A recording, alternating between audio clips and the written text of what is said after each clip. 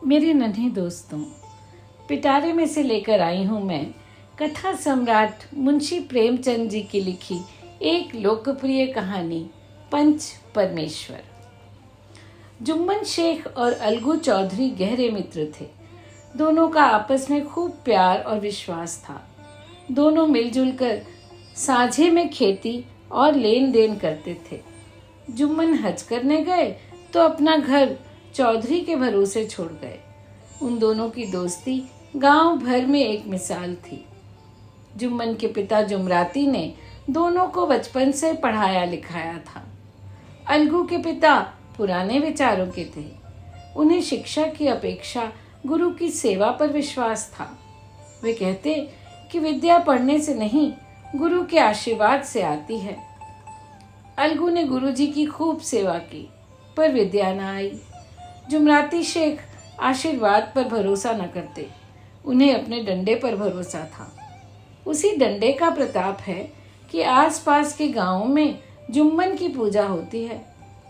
अलगू के पिता ने तो कभी से यह संतोष कर लिया था कि विद्या उसके भाग्य में ही न थी।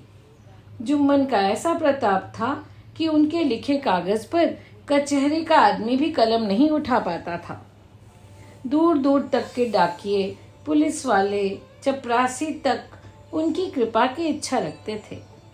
अलगू के पास धन था तो जुम्मन के पास विद्या।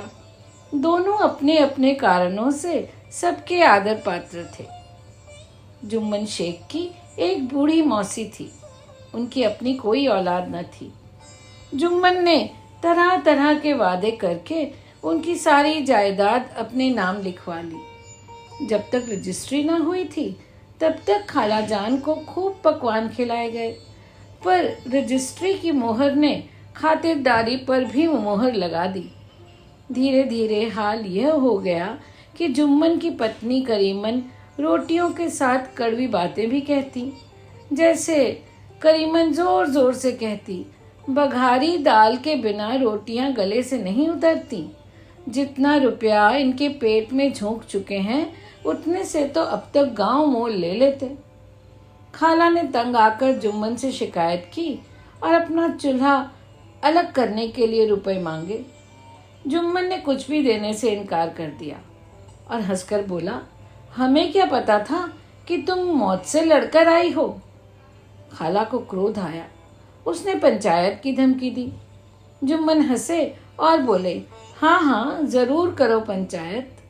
मन ही मन सोच रहे थे कि आसपास के गांव में भला ऐसा कौन है जो उनके खिलाफ मुंह खोलने का साहस करेगा। बुढ़िया गांव भर में सबके सामने रोती फिरी। अलगू से जाकर बोली, बेटा तुम भी जरूर आना। अलगू ने कहा, यूं आने को तो आ जाऊंगा, मगर पंचायत में मुंह न खोलूंगा। तो क्या दोस्ती की खातिर ईमान छोड़ दोगे? अलगू के कानों में सारी रात खाला के ये शब्द गूंजते रहे। संध्या के समय पेड़ के नीचे पंचायत बैठी। खाला ने आंसू बहाते हुए कहा, पंचों, 3 साल पहले मेरे भांजे जुम्मन ने रोटी कपड़ा देने का वादा करके सारी जमीन जायदाद अपने नाम लिखवा ली। अब ना पेट भर रोटी मिलती है और ना कपड़ा। मैं बूढ़ी विधवा किस किस को अपना दुखड़ा सुनाऊं? मुझ में कोई ऐब हो तो मुझे बताओ, मैं पंचों का हुक्म सिर माथे लगाऊंगी। रामधन मिश्र बोले, जुम्मन मियाँ किसे पंच चुनते हो? जुम्मन को आसपास वही लोग दिखाई पड़े जिनसे उनका कुछ न कुछ मन मुटाव था। वे बोले, खाला जान जिसे चाहें उसे पंच चुन ले। खाला बोली, अरे अल्लाह के बंदे, बता क्यों नहीं देता? पंच न किसी के दोस्त होते हैं न दुश्मन।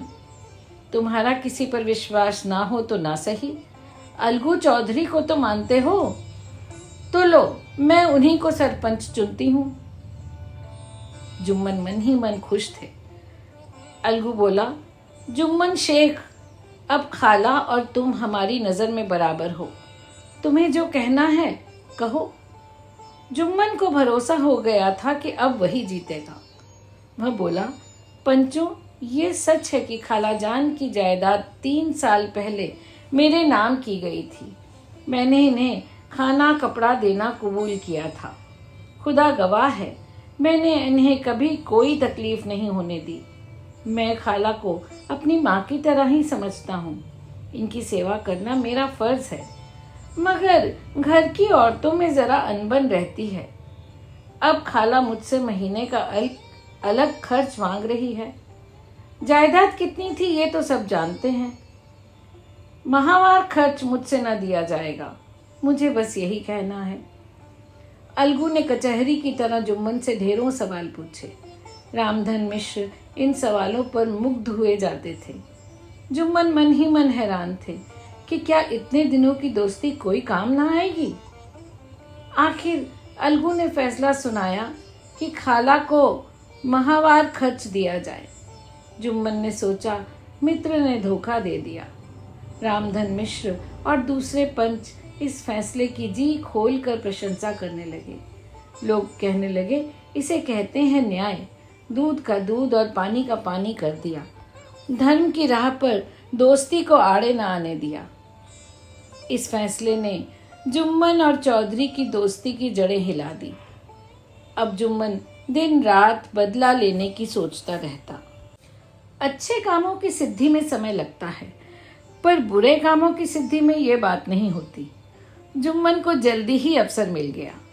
हुआ यूं कि पिछले ही साल अलगू चौधरी ने बटेसर से बैलों की एक जोड़ी खरीदी थी। बैल बहुत ही सुंदर और बलवान थे। दूर दूर तक इन बैलों की चर्चा थी। जुम्मन की पंचायत के 1 महीने बाद ही एक बैल मर गया।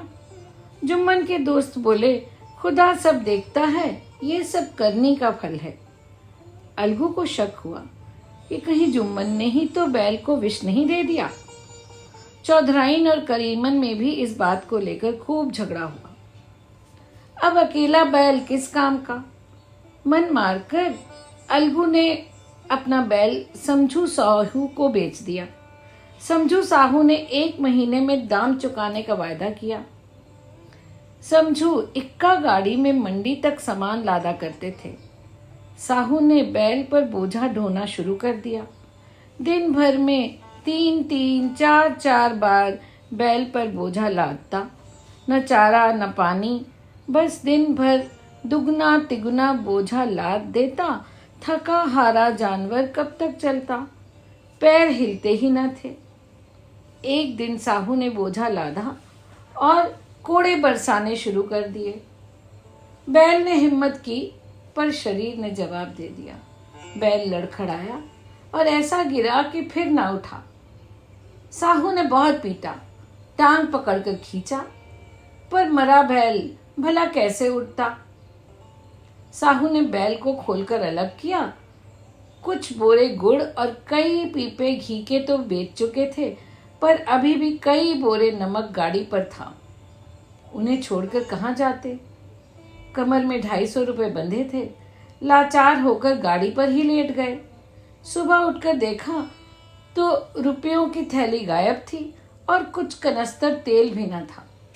साहू सिर पीट पीट कर कभी अलगू को तो कभी बैल को कोसता। कई महीने बीत गए।